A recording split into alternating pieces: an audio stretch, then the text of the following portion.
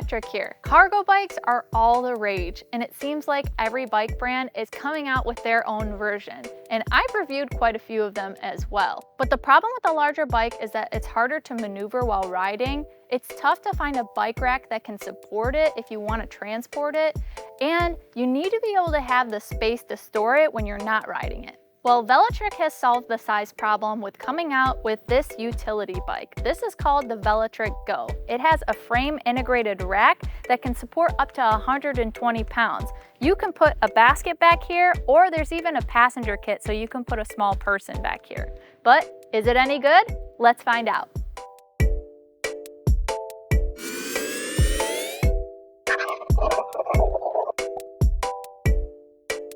The Velotric Go1 is a compact utility e-bike which ships as a Class 2 e-bike, meaning it can travel up to 20 miles per hour on pedal assist and has a throttle. I like this thumb throttle, but other Velotric models have gripping rubber on them, and I wish this one did too. If you want a higher top speed, Velotric provides instructions on their website to unlock Class 3 for quicker acceleration with speeds up to 25 miles per hour. Velotric developed this H50 powertrain, including a motor rated for 500 watts continuous and 900 watts peak. The UL certified battery operates at 48 volts using LG cells with 14.4 amp hour capacity. This is equivalent to 691.2 watt hours. Velotric says this combination can deliver a maximum range of 55 miles on pedal assist and up to 48 miles using the throttle only. The bike comes with a 3 amp charger that should give you a full charge between 4 to 6 hours. This is the first charger I've seen which comes with a wall holster,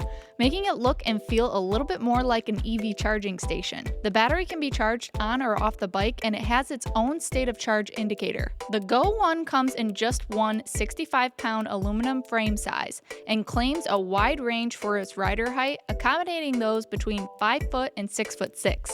Like several Velotrics I've reviewed, it has an impressive maximum payload capacity of 440 pounds, 120 of which can be distributed to the rear rack. There are 2 different colors to choose from: Forest, which is what I have here, and Indigo Gray. This bike is also IPX6 rated for water resistance. Important for heavy loads, this bike includes unbranded 4-piston hydraulic brakes with 180mm rotors. The thumb index controlled shifter and 7-speed tourney derailleur are made by Shimano. The front fork is hydraulic with 60mm of travel. The tires are 20-inch by 3-inch CST puncture-resistant tires. The Go1 comes with fenders, integrated head and tail lights, along with a bell. Each bike comes with a protective mesh covering the rear wheel so that nothing gets caught in the spokes, and I think this is just about the best looking solution for the problem I've seen. The variety and quality of the accessories available for this bike is exceptional. The rear rack accessories that I've seen are bolt mounted, and I do wish there was a quick release mechanism for faster swapping, like some competitors offer. The bike comes with support for Apple Find My, which works like an embedded AirTag. Owners can pair the bike with the Find My app and track its location. Lastly, Velotric has a 2-year warranty which matches other leaders in the space like Aventon. They've also got a decent dealer and service network in the US, as shown on this map from their website. They've got a partnership with Velotooler, which makes house calls possible where there are no physical dealer partners. All right, those specifications sound pretty good, but let's see how this performs. This bike goes up to 25 miles per hour, so I'm gonna need my X-Nito e-bike helmet that's made for those speeds. All right, let's ride. And man, do I love that kickstand. All right, so we're just gonna start off with this Go in no pedal assist mode. I'm in a lower gear, and this feels pretty comfortable to pedal without any help. And that's important because this is about 65 pounds, so it is a little, not like super light, but it's not bad actually.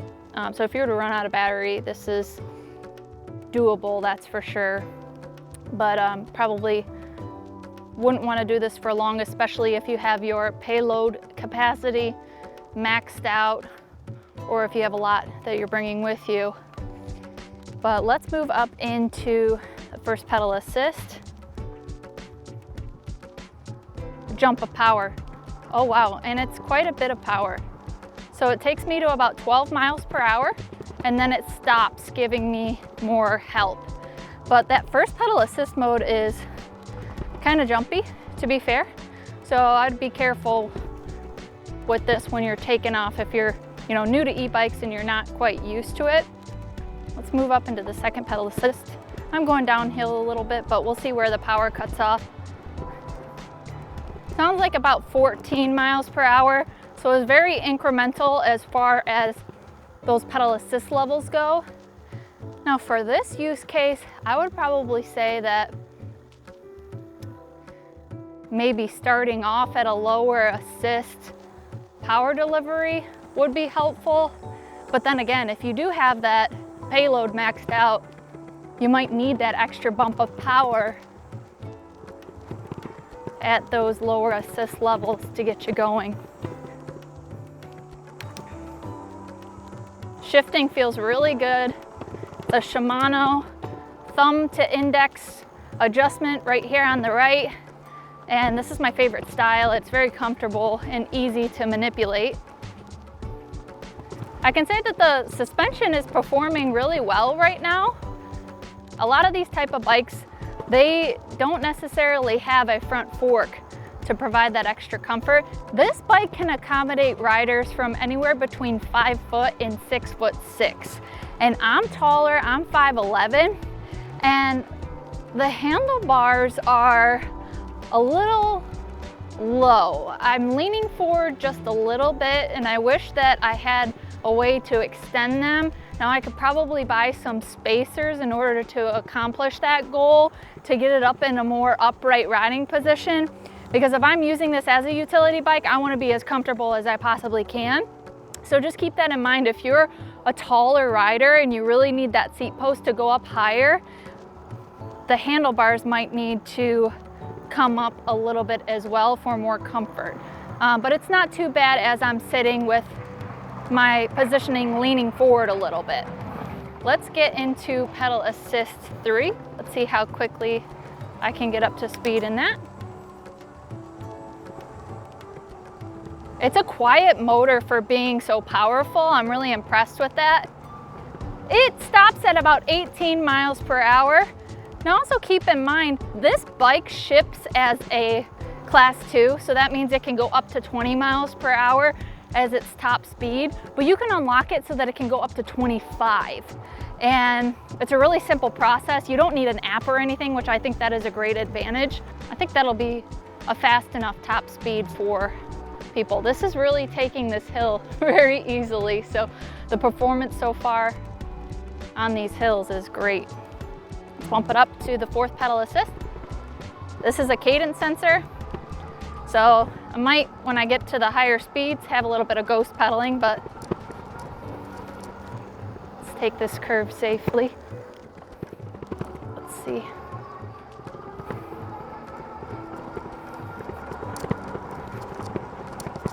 Cuts off at about 21 when I'm in the 4th pedal assist mode.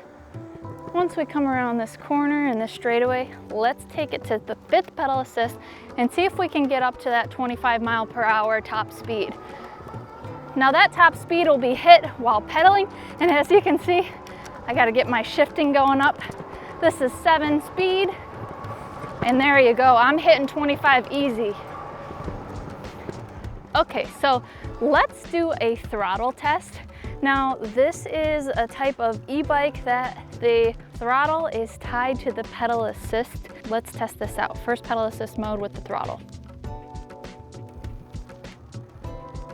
Good takeoff, slow and steady. It's peaked at 12 miles per hour. About 13 actually. So once we want to move up, we'll bump up that plus sign. This will take me, looks like about 15. So the speeds are really matching the positioning of the pedal assist with the amount of power it's giving me when I'm pedaling. Another thing I really enjoy about this bike so far is that it has, I think, a really great tire. It is 3 inches wide, which is helpful in providing stability, especially when you have a load, but it's got a really smooth tread, so it should be rather efficient. And that's important because this is kind of a smaller battery pack. It's 14.4 amp hours. And something to note about that is that actually Velotric offers the same battery size in all of their bikes. And if you had a second Velotric, then you could basically swap out those batteries if you need to. Say you forgot to charge this one, you can always pop in that other battery and kind of solve that problem if you don't have enough charge. Or say you want to bring an extra battery with you, because I do feel like you're going to need probably more range if you're using this as like a delivery bike or going a longer distance with a big payload. Okay, so let's test out this throttle on the 5th pedal assist level. We have a good straightaway here. Let's see how high we can get up. So it looks like the throttle is gonna top out at about 25. Okay, now I wanna see how responsive this cadence sensor is. So I'm in the 3rd pedal assist.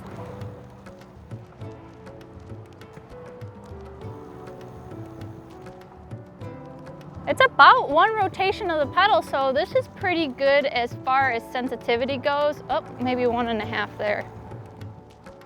It cuts off that motor power not too shortly after you release.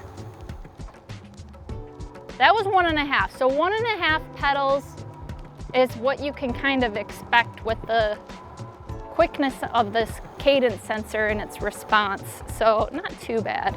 And I'm noticing that with my battery gauge here on the screen, now it's dropped down to 3 bars, but essentially it looks like it is kind of feeding the estimate based on how I'm riding it. And if you are on throttle all the time, you're probably gonna look like it's draining quicker, but then once you kick back into the pedal assist or a lower mode of power, then it will accommodate and show you a more accurate estimate based on that.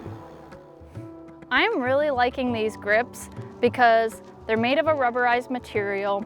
So when I am riding on a hot day like this, they don't slide around, they still have the grip.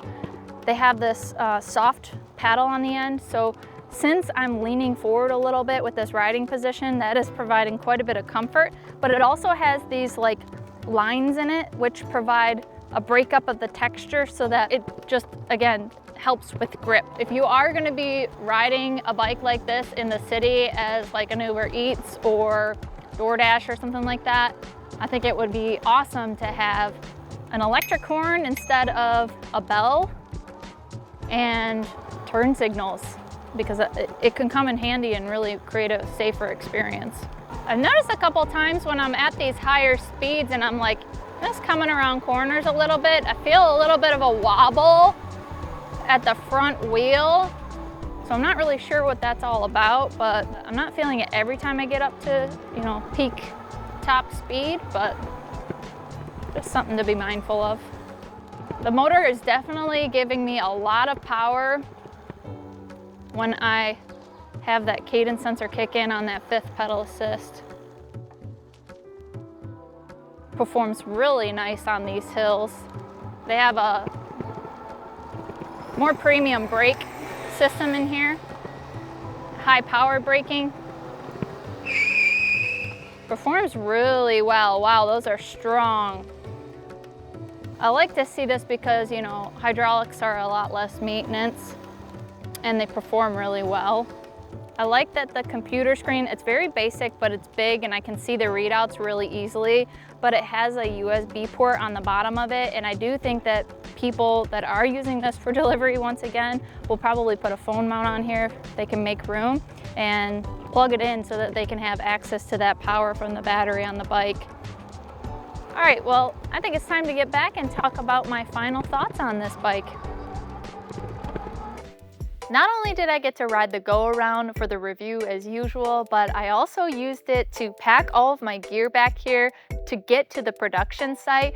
And I also put producer Tim on the back. He's over the max capacity of 120 pounds, but the Go seemed to handle it like a champ. So let's talk about the improvements that I would like to see for the Go and the things that I think make this bike really special. The first improvement that I'd like to talk about is the size of this bike. I think if you're a shorter rider, this is probably going to be one of the best, if not the best option on the market for you for a utility type bike, because those shorter riders, it's easier to get on and off, but mainly because of the positioning of these handlebars. Now, I'm a little bit taller, I'm 5'11", so since the capacity can go up to 6'6", it's something to consider because these handlebars sit a little bit lower. I would need additional spacers to bring it up. They don't come with it. And even then, you kind of got to be careful with how many you can add in order for it to be safe and stay on the bike. So just know that you'll probably be leaning forward a little bit and it might not be ergonomically as comfortable because of your height. Now, to be fair for taller riders, with the seat up all the way so you can have the optimal leg extension while you're pedaling, this might be for you, but you don't necessarily need that. You can drop the seat post down and you can use the throttle to accelerate, ride it more like a moped and not have to pedal at all. If you're using the Go as a delivery vehicle, then I think that it should have an electric horn and turn signals because you'll be using this in traffic around cars and they need to be able to see you and hear you. And I think those are just safety features that should come with this bike. I really like that Velotric uses the same UL certified LG batteries for all of their bikes. It makes sense because then they can produce a high volume, it's easy to replace them, and it keeps the bikes more affordable. And I really like the fact that you could swap them out, or even if you had a Discover 1, you could take that extra battery with you with the Go. But considering the use case, if you're using this as a delivery bike or if you have a lot of payload, you're probably gonna wanna have more than that about 700 watt-hour battery pack. So I'd recommend to people to get an extra battery pack to take with you. Now let's talk about all the things that I think Velotric nailed with the Go. Starting off with the accessories. Now, there is a ton that you can get for mounting on the back of this bike, like this basket. There's a saddle back here for that rear passenger. There's pegs to make it comfortable for them to have their legs in here. And this mesh material that provides great protection, so their clothing or anything like that doesn't get stuck up into the spokes. You can also get a front basket, so the utility on this with all those accessories makes it such a great bike. Next is performance. This bike has great power, a 500 watt motor with a 900 watt peak, and you can definitely tell, but it also has exceptional braking power. These hydraulic brakes with 180 millimeter rotors make it very confidence inspiring when you're riding it. And that brings me to the point of the riding feel. This is much more maneuverable than any other utility bike that I've tested out. Velotric has the best cable management that I've ever seen on the T1 ST, but look what we have here on the Go. I really wish they would have taken more care on organizing this better and providing a better sheathing. It's also really sloppy when it goes into the bottom of the frame here.